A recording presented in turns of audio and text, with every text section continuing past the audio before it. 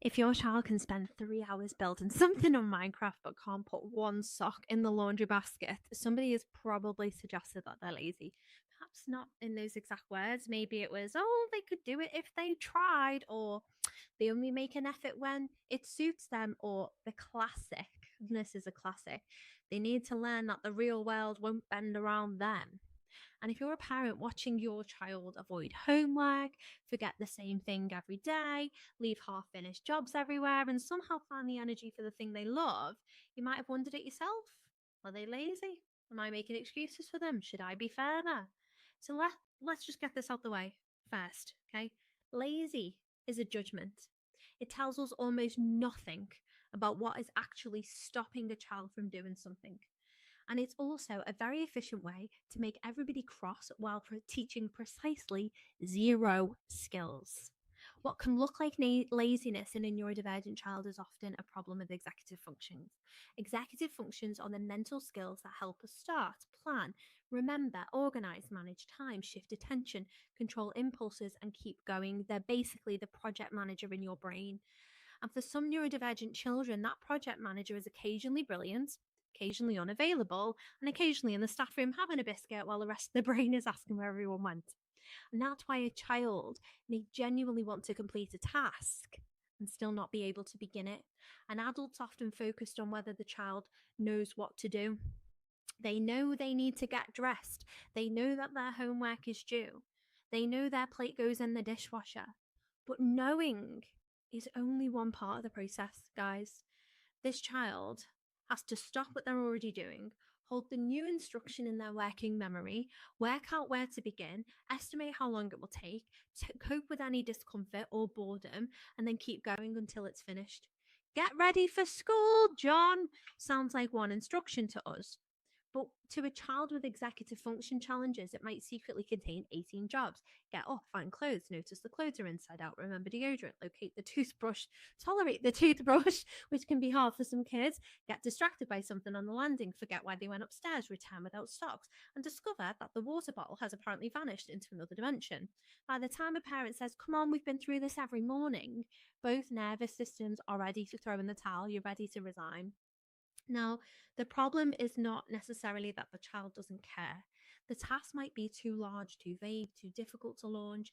Task initiation is this ability to begin. It is not the same as understanding the task. Think of a time that you sat in your car outside the house for an extra 5 minutes, even though you knew you needed to carry that shopping in, or the email that you knew would take 2 minutes, but somehow remained unanswered for 4 days. Adults experience initiation difficulties too. Okay, we don't have to be neurodivergent to experience that. We just tend to give our own difficulty nicer names, like I'm being overwhelmed, I'm a bit overwhelmed now, or I just need a minute. Children get called lazy. Another issue is working memory. This is where our memory lets us hold information in our mind whilst we use it. So if I say, put your shoes upstairs, bring your pee kit down, and then fill your water bottle, a child might sincerely agree. Make it upstairs with one shoe before the rest of the instruction just disappears. They see a Lego model. The Lego activates a thought. That thought activates another thought. And then 10 minutes later, you come upstairs, you find them sitting on the floor with no pee kit and no memory of the original mission. Okay? That is not necessarily going to be deliberate. Okay? They're not deliberately ignoring. The instruction might not be available to them at that moment in time. It might have gone out their mind. Time awareness can also be a challenge as well. So some children don't feel time passing in the way that adults expect. We need to leave in 10 minutes might mean almost nothing until an adult suddenly appears shouting that everybody is late. We're always late. A task that feels distant doesn't create enough urgency to begin. And then the final minute creates so much urgency that the child becomes completely overwhelmed.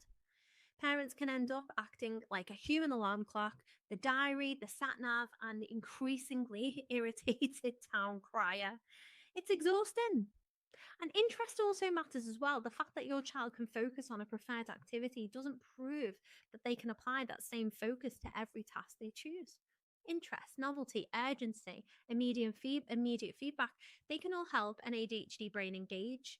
Minecraft gives constant feedback. A game tells you what's happening, changes quickly, it rewards progress. A worksheet may offer a grey page, an unclear starting point, and the distant promise that this will be good for you. These are not equal executive function demands. It doesn't mean there should be no non-preferred tasks, because let's face it, life contains quite a lot of boring admin. I'd personally like to unsubscribe to that admin. It means we need to stop using success in one setting as evidence of bad character in another. So, what can you actually do? Well, first, make the starting point smaller and clearer. Instead of do your homework, try to do it step by step. Think, put your book on the table, then open it to today's page. The aim is not to walk a teenager through every breath they take forever. It's to reduce the launch energy, help them get started, and gradually build that independence. And if they say they can't do it, ask them a why, what part feels stuck. They may not know immediately, but that question is far more useful than saying, why are you being lazy? You could do it yesterday.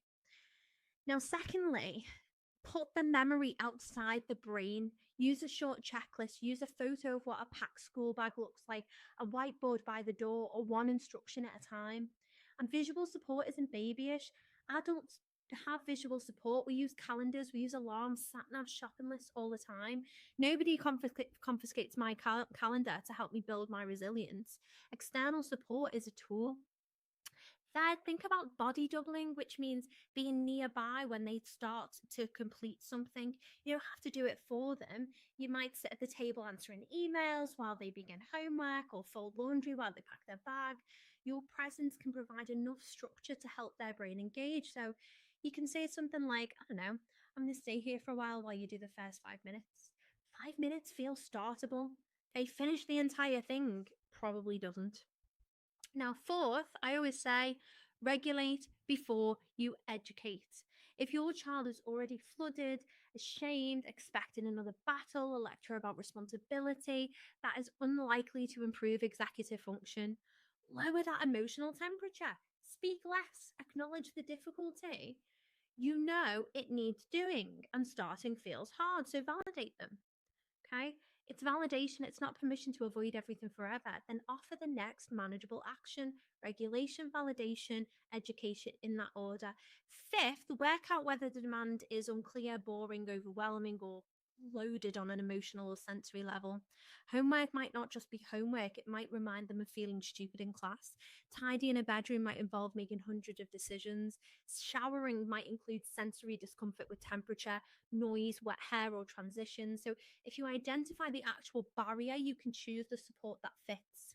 A timer will not fix a sensory problem. A sanction will not teach working memory.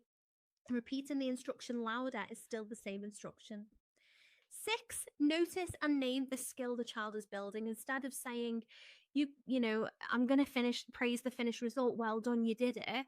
Think about saying you got started even though that felt difficult, or you used that checklist without a reminder. Well done.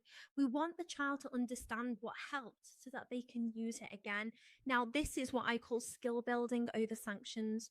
Boundaries and expectations still matter, but consequences alone don't teach planning, they don't teach initiation, they don't teach time awareness. If a child can't swim, we don't keep moving the pool further away until they become motivated.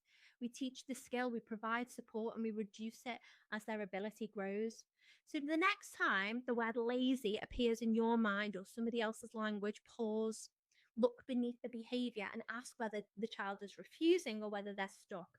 Ask what part of the task their brain cannot organize, and support that plan. No blame and no shame. I've created a quick parent's guide to executive functions, and I'm going to give it to you for free.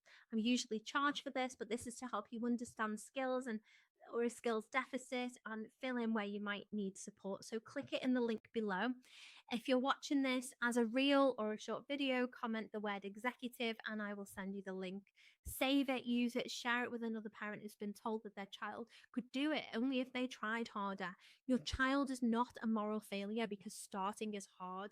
They need adults who can see the skill under the struggle. So check it out below. I normally sell this, but I'm going to give it to you for free. If you join Inclusive Club, everything like this is included as part of the membership. You can find out details for enrolling in Inclusive Club underneath this video. There are only 50 founded spaces, so you're probably going to want to join before we launch in September. Thanks.